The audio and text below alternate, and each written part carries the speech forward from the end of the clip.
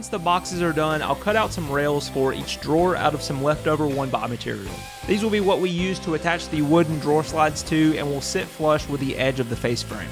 I'm cutting these down to the same width as the drawer openings and then cutting them to the same length as the interior.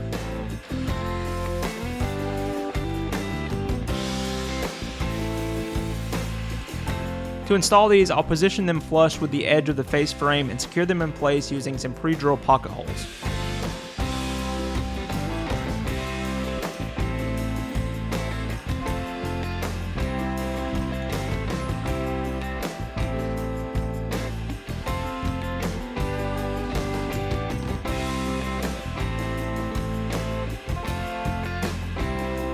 Next, I'll begin working on the wooden drawer slides, and for this project we'll be using wooden slides. This is a very easy way to build slides, and it works very well for smaller drawers.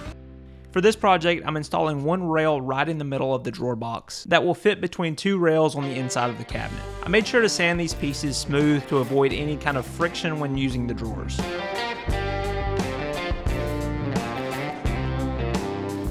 Next, I'll place the drawer assembly into its space and use some spacers at the bottom to keep the drawer centered in its opening.